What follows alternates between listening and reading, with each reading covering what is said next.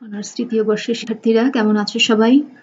তোমাদেরকে মোটামুটিভাবে আমার সিলেবাস যেগুলো আসলে গুরুত্বপূর্ণ প্রশ্ন পরীক্ষায় সাধারণত এসে থাকে বেশিরভাগই, সেই সমস্ত টপিকগুলো নিয়ে কিন্তু তোমাদের আলোচনা প্রায় শেষ হয়ে গিয়েছে। এই যে প্রশ্নগুলো সেগুলো তোমাদেরকে সাজেশনও দেওয়া আছে এবং আশা করি সেই অনুসারে তোমরা প্রস্তুতি গ্রহণ করছো। এখন যেটা করবো আমরা, যে তুলনামূলকভাবে কম প্রশ্ন, যেগুলো কম গুরুত্বপূর্ণ যে প্রশ্ন দুই তিনটা সাধারণত খুব একটা আসে না, কিন্তু একেবারে আসে না সেটা বলা যায় না, অনেক সময় পরীক্ষায় কিন্তু চলে আসে, তাই তোমরা যাতে কোনো ধরনের অসুবিধায় না পড়ো সেইগুলো নিয়ে আজকে আলোচনা করবো। আজকে না, মোটামুটি আরো দুই একটা ক্লাসে হয়তো আলোচনা করবো সেগুলোর উপরে। তাহলে সেই সূত্র ধরে আজকে রাষ্ট্রের উৎপত্তি সংক্রান্ত ওপেনহেইমারের যে মতবাদ সেটা নিয়ে তোমাদের ক্লাসটা নেব। ঠিক আছে, তো তাহলে মূল আলোচনায় আমরা চলে যাই।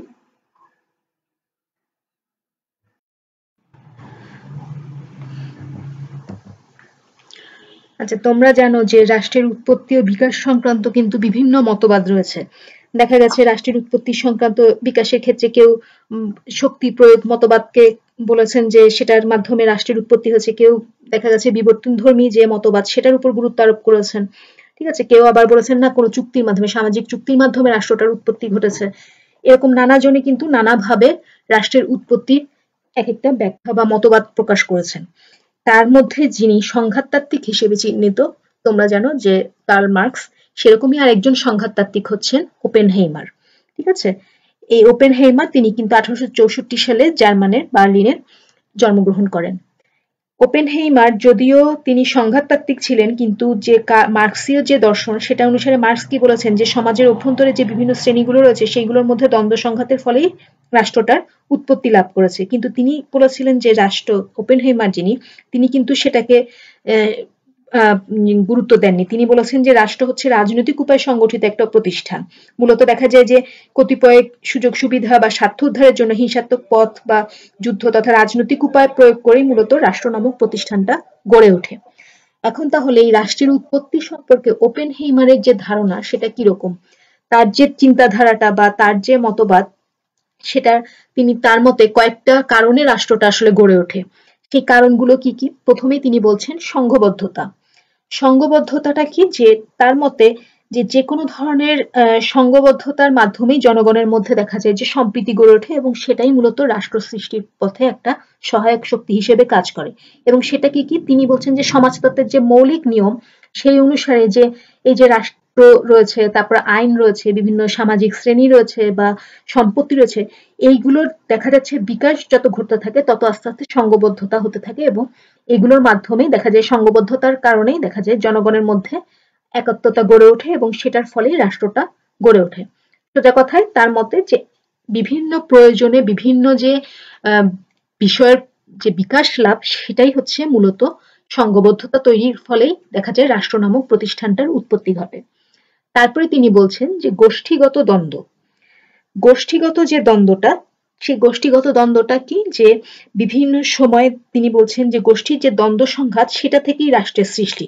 এবং তিনি বলছেন যে অতীত যে ইতিহাস সেটা গভীরভাবে যদি পর্যবেক্ষণ করা যায় তাহলে দেখা যাবে কি যে বিভিন্ন সময় যে গোষ্ঠীগুলো রয়েছে বা শ্রেণীগুলো রয়েছে সেগুলোর মধ্যে দ্বন্দ্ব সংঘাত, একজন আরেকজনকে নিপীড়ন করা, এসবের মাধ্যমেই মূলত রাষ্ট্রের সৃষ্টি হয়েছে। তারপরে তিনি বলছেন যে অর্থনৈতিক লক্ষ্যার্জন, অর্থাৎ তার মতে যে এই যে বিভিন্ন সময় যে রাষ্ট্রের যে উৎপত্তি সেটার পিছনে মূলত থাকে হচ্ছে অর্থনৈতিক লক্ষ্য অর্জন।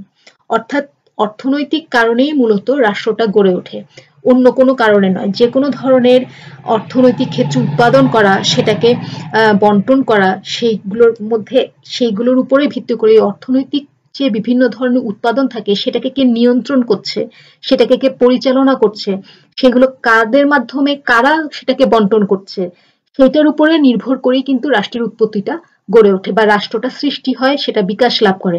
অর্থাৎ সোজা কথায় কেউ দেখা যাচ্ছে উৎপাদনের উপকরণগুলোকে উৎপাদন করছে, কেউ দেখা যাচ্ছে সেটাকে পরিচালনা করছে, কেউ দেখা যাচ্ছে সেটার বন্টন করছে, কেউ বা আবার সেই বন্টনের ভাগটা নিচ্ছে। অর্থাৎ এরকম কার অবস্থানটা কি সেইটার উপরে নির্ভর করেই দেখা যায় রাষ্ট্রটা মূলত বিকাশ লাভ করতে থাকে। তারপরে তিনি বলছেন যে সমাজতন্ত্র। অর্থাৎ সমাজতন্ত্র বলতে তিনি বোঝাচ্ছেন কি, যে সমাজের যে বিভিন্ন ধরনের জনগোষ্ঠী রয়েছে সেই জনগোষ্ঠীর মধ্যে দেখা যাবে যে সমাজের জনগোষ্ঠী তাদের মধ্যে যদি যে কোনো ধরনের জিনিসকে প্রতিষ্ঠা করতে হয়, অবশ্যই সেটা ন্যায় নীতির উপর করতে হবে, এবং ন্যায় নীতিটা প্রতিষ্ঠিত হবে তার মাধ্যমে, তিনি বলছেন সমাজতন্ত্রের মাধ্যমে একমাত্র সেই ন্যায় নীতিটা প্রতিষ্ঠা করা সম্ভব হবে।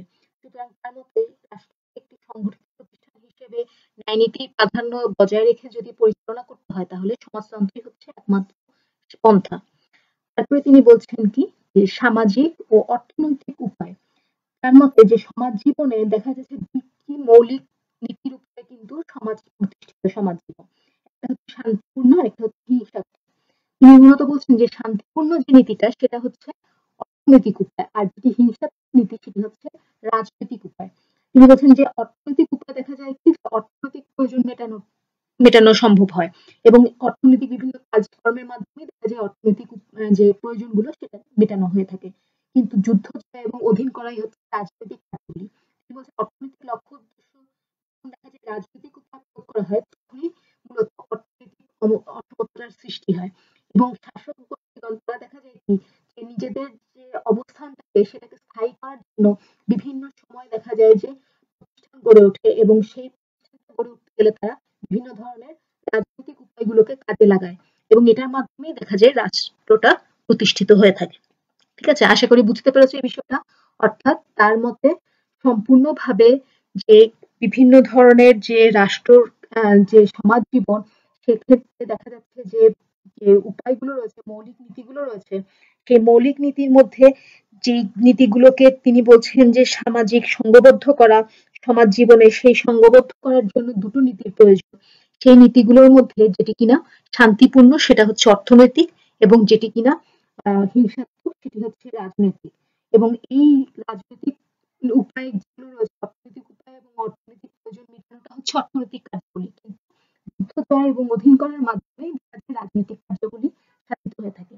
এবং অর্থনৈতিক লক্ষ্য যখন দেখা যাবে যে উদ্দেশ্যটাকে যখন বাস্তবায়ন করা হবে, তখন দেখা যায় যে রাজনৈতিক উপায়টাকে প্রয়োগ করা হয়, এবং সেটার মাধ্যমেই দেখা যায় যে আস্তে আস্তে যারা শাসক শ্রেণী থাকে তারা তাদের নিজেদের অবস্থানটাকে স্থায়ী করতে শুরু করে। তারপরে তিনি বলছেন যে বিজয় ও আধুনিকরণ।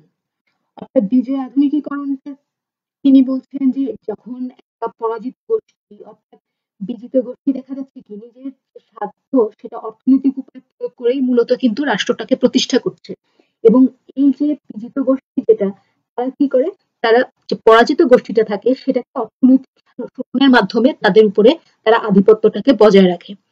অর্থাৎ সোজা কথায় ওপেনহেইমারের মতে যে বিজয় এবং আধুনিকরণটা কিভাবে হচ্ছে, সেটা যে একটা বিজিত যে গোষ্ঠীটা থাকছে সেটা তার যে শাসন ব্যবস্থা সেটাকে কিভাবে স্থায়ী করছে, সেটা পরাজিত যে গোষ্ঠীটা থাকছে তার উপরে বিভিন্ন ধরনের অর্থনৈতিক শোষণ বজায় রাখার মাধ্যমে সে স্থায়ী করছে, এবং এই প্রতিষ্ঠান, এই যে অর্থনৈতিক উপায় প্রয়োগ করার মাধ্যমেই দেখা যাচ্ছে রাষ্ট্র নামক প্রতিষ্ঠানটা গড়ে উঠছে। ঠিক আছে, তারপরে তিনি বলছেন অর্থনৈতিক বৈষম্য। অর্থাৎ তার মতে যে অর্থনৈতিক বৈষম্য স্থায়ী করার জন্য দেখা যাচ্ছে কি একটা গোষ্ঠী আরেকটা গোষ্ঠী নানা ধরনের বিভিন্ন ধরনের রাজনৈতিক উপায় প্রয়োগ করছে, এবং এই অর্থনৈতিক বৈষম্যের কারণে দেখা যাচ্ছে কি বিভিন্ন সময়ে তারা এক গোষ্ঠী আরেক গোষ্ঠীর উপরে হামলা চালাচ্ছে, লুণ্ঠন করছে, রাজনৈতিক যে বিভিন্ন উপায়গুলো রয়েছে সেগুলোকে প্রয়োগ করছে, এবং তার মাধ্যমেই দেখা যাচ্ছে আস্তে আস্তে রাজনৈতিক উপায়টাকে প্রয়োগ করে অর্থনৈতিক বৈষম্যটাকে স্থায়ী করা হচ্ছে, এবং অর্থনৈতিক যে বৈষম্যটাকে সেটাকে তখন রাষ্ট্র প্রতিষ্ঠার ক্ষেত্রে একটা চালিকা শক্তি হিসেবে কাজ করানোর ব্যবস্থা করছে। সেটার মাধ্যমে, অর্থাৎ অর্থনৈতিক বৈষম্যের মাধ্যমেই দেখা যাচ্ছে রাষ্ট্রের উৎপত্তিটা লাভ হচ্ছে। আশা করি তোমাদের বুঝতে একটু অসুবিধা হবে যে কোনটা অর্থনৈতিক বৈষম্য, কোনটা রাজনৈতিক কারণ, কোনটা অর্থনৈতিক কারণ, কখন কোনটা প্রয়োগ করা হচ্ছে, এটা কিন্তু তোমাদের একটু বুঝতে অসুবিধা হতে পারে, তাই একটু খেয়াল করে জিনিসটা বোঝার চেষ্টা করবে। সোজা কথায় অর্থনৈতিক বৈষম্যটা কখন আসছে, যে তার মতে, ওপেনহেইমারের মতে, রাষ্ট্র পরিচালনার ক্ষেত্রে মূলত অর্থনৈতিক যে বিভিন্ন বিষয়গুলো সেগুলো চালিকা শক্তি হিসেবে কাজ করে। এখন অর্থনৈতিক ক্ষেত্রে যখনই দেখা যাবে যে একটা গোষ্ঠী আরেকটা গোষ্ঠীর উপরে যখন হামলা করছে, লুণ্ঠন করছে, তখন যখন হামলা করছে বা লুণ্ঠন করছে তখন তারা রাজনৈতিক উপায়গুলোকে কাজে লাগাচ্ছে। এবং কাজে লাগানোর পরে যখন একজন বিজিত হচ্ছে আর একজন পরাজিত হচ্ছে, তখন বিজিত যারা তারা পরাজিতদেরকে শোষণ করার জন্য তখন অর্থনৈতিক উপায়গুলোকে কাজে লাগাচ্ছে। অর্থনৈতিক উপায়ের মাধ্যমে তারা শোষণ করছে এবং সেই অর্থনৈতিক যে বৈষম্য সেটাকে স্থায়ী করছে ইচ্ছা করে, যাতে তারা ওই পরাজিত গোষ্ঠীর উপরে আধিপত্যটাকে বজায় রাখতে পারে। ঠিক আছে, আশা করি বুঝতে পেরেছো বিষয়টা। মূলত ওপেনহেইমারের মতে এই মাধ্যমগুলো দ্বারাই সাধারণত রাষ্ট্রটা উৎপত্তি এবং প্রতিষ্ঠিত হয়ে থাকে। তিনি বলছেন যে সব রাষ্ট্রই যে একই পন্থা অবলম্বন করে প্রতিষ্ঠিত হবে বা সেটা কাজ করবে সেটা নাও হতে পারে। এক একটি পন্থা অবলম্বন করেই রাষ্ট্র সাধারণত প্রতিষ্ঠিত হয়ে থাকে, সেটার বিকাশ লাভ করে থাকে। এখন তিনি বলছেন যে রাষ্ট্রের উৎপত্তির ক্ষেত্রে তিনি কয়েকটি পর্যায় বা স্তরের কথা বলেছেন। মূলত ৬টি পর্যায় বা স্তরের কথা তিনি উল্লেখ করেছেন, যার মাধ্যমে রাষ্ট্র ধাপে ধাপে প্রতিষ্ঠা লাভ করে। সেগুলো কি কি? প্রথম স্তর যেটা ওপেনহেইমারের মতে, প্রথম স্তরটাকে তিনি বলছেন সম্পদ আরোহণ পর্ব। এই সম্পদ আরোহণ পর্বটা কি? তিনি বলছেন যে রাষ্ট্রের উৎপত্তির এই স্তরে দেখা যায় গোষ্ঠীগুলোর মধ্যে বিভিন্ন সময়ে যে লুণ্ঠন হয়, খুন ডাকাতি রাহাজানি হয়, বিভিন্ন ধরনের অপহরণ হয়, বাসস্থান পুড়িয়ে দেওয়া হয়, সেইগুলো হচ্ছে এই প্রথম স্তরে সাধারণত হয়ে থাকে, অর্থাৎ যেটা কিনা সম্পদ আহরণ পর্ব বলে তিনি চিহ্নিত করছেন। তারপরে দ্বিতীয় স্তর যেটা ওপেনহেইমারের মতে রাষ্ট্র প্রতিষ্ঠার ক্ষেত্রে, সেটাকে তিনি বলছেন সম্প্রসারণ। সম্প্রসারণের নীতিটা কি? যে এখানে এসে দেখা যায় যে তিনি বলছেন যে যারা পরাজিত গোষ্ঠী তারা দেখা যায় বিজিত গোষ্ঠী যেটা তাদের আধিপত্যটাকে স্বীকার করে নেয়। যারা দেখা যায় বিদ্রোহী থাকে তারা তাদেরকে, যারা বিজিত গোষ্ঠী তারা তখন তাদেরকে হত্যা করে ফেলে। আর যারা দেখা যায় আনুগত্য স্বীকার করছে তাদেরকে তখন তারা বিভিন্ন উৎপাদনমূলক কাজ যেগুলো রয়েছে সেগুলোতে নিয়োজিত করে, কেননা তারাও জানে যে এরা হচ্ছে উৎপাদনের জন্য সহায়ক। ঠিক আছে, অর্থাৎ তাদেরকে যদি হত্যা করে ফেলা হয় সবাইকে, তাহলে তাদের পক্ষে তো কাজ করানো সম্ভব হবে না। ফলে সে কারণে যারা দেখা যাচ্ছে তাদের আধিপত্যকে স্বীকৃতি জানাচ্ছে, আনুগত্য স্বীকার করছে, তাদেরকে তখন তারা উৎপাদনমূলক কাজগুলোতে নিয়োজিত করছে, আর যারা বিদ্রোহী থাকছে তাদেরকে তারা হত্যা করছে। এইভাবে ধীরে ধীরে দেখা যাচ্ছে যে গোষ্ঠীগুলো অন্যান্যদেরকে সংগঠিত করছে। তারপরে আসছে তৃতীয় স্তর। তিনি বলছেন এই তৃতীয় স্তরটা হচ্ছে কর প্রদানের স্তর। অর্থাৎ এই স্তরটাতে এসে দেখা যাচ্ছে যারা উৎপাদন করছে, বিশেষত কৃষক সমাজ যারা, তারা যখন যে ফসল উৎপাদন করছে তার উদ্ধৃত অংশটা তারা দেখা যাচ্ছে এই সমস্ত যে বিজিত গোষ্ঠী যে থাকছে তাদেরকে ভেট হিসেবে প্রদান করছে। এবং এই যে ভেট হিসেবে প্রদান করা, এটার মাধ্যমেই তিনি বলছেন ধীরে ধীরে যে কর প্রদানের যে নীতি সেটা প্রতিষ্ঠিত হচ্ছে এই স্তরে এসে, অর্থাৎ তৃতীয় স্তরে এসে একটি রাষ্ট্রের মধ্যে কর প্রদানের যে নীতিটা সেইটা প্রতিষ্ঠিত হচ্ছে ভেট প্রদানের মাধ্যমে। তারপরে চতুর্থ স্তরে আসছে, সেখানে এসে তিনি বলছেন যে ঐক্য প্রতিষ্ঠা হওয়া, অর্থাৎ শাসক এবং শাসিতের মধ্যে একটা ভূখণ্ডগত যে ঐক্য প্রতিষ্ঠা হওয়া সেটা আসছে এই স্তরে এসে। অর্থাৎ এই স্তরে এসেই শাসক গোষ্ঠী তার যে প্রজারা থাকছে তাদেরকে রক্ষণাবেক্ষণের দায়িত্ব গ্রহণ করছে, এবং এটার মাধ্যমে নেতৃত্ব প্রদানের মাধ্যমেই দেখা যাচ্ছে যে গোষ্ঠীগুলোর মধ্যে তাদের অধস্তনদের মধ্যে যে সমস্ত বিদ্রোহের প্রবণতা থাকছে সেইটাকে তারা আস্তে আস্তে সীমিত করে সেটাকে রুদ্ধ করে ফেলছে। পঞ্চম স্তর যেটা, সেটাতে তিনি বলছেন যে বিচার এবং কর্তৃত্বের স্তর। অর্থাৎ এই পর্যায়ে এসে তিনি বলছেন যে স্থানীয় এবং সাধারণ যে আইন সেটার মাধ্যমে দেখা যাচ্ছে শাসক শ্রেণী বিভিন্ন ধরনের বিচার কাজ সম্পাদন করছে নিজেদের স্বার্থ আদায়ের জন্য। তারপরে নিজেদের যে শোষণটার তারা অধস্তনদেরকে যে শোষণ করছে সেটাকে স্থায়ী করার জন্য আরো বেশি করে তারা নিয়ন্ত্রণ বজায় রাখছে, এবং সেই নিয়ন্ত্রণটাকে বজায় রাখার জন্য দেখা যাচ্ছে যে এখানে একটা নতুন অভ্যন্তরীণ একটা ঐক্য প্রতিষ্ঠার প্রয়োজন দেখা দিচ্ছে। এবং সেটা কিসের মাধ্যমে? সেটা বিভিন্ন ধরনের আইন প্রতিষ্ঠা করা, বিভিন্ন ধরনের বিচার কাজ সম্পাদন করা, এগুলোর মাধ্যমে।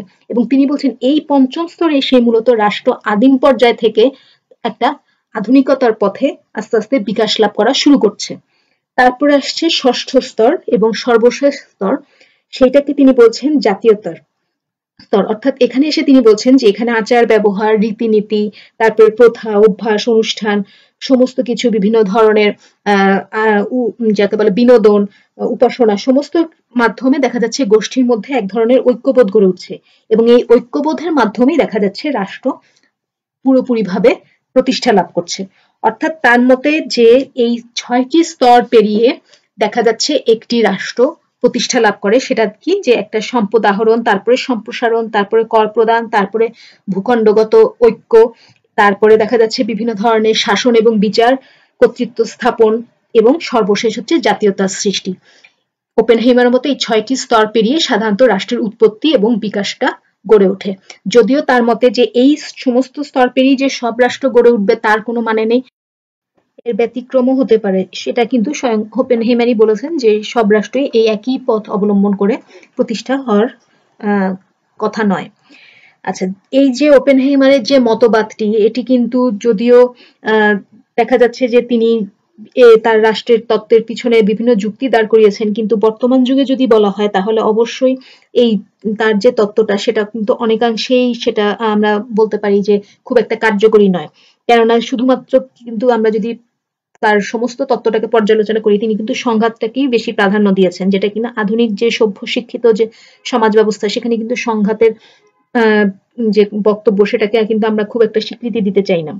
যদিও সেটা একটি অবশ্যই কারণ, কিন্তু সেটাই একমাত্র কারণ হিসেবে চিহ্নিত করা যায় না। রাষ্ট্র গঠনের ক্ষেত্রে যে যুদ্ধ জয় করা সেটা নিঃসন্দেহে একটা গুরুত্বপূর্ণ ভূমিকা পালন করে থাকে, কিন্তু সেটা একমাত্র কখনোই ভূমিকা পালনকারী কার্য নয়।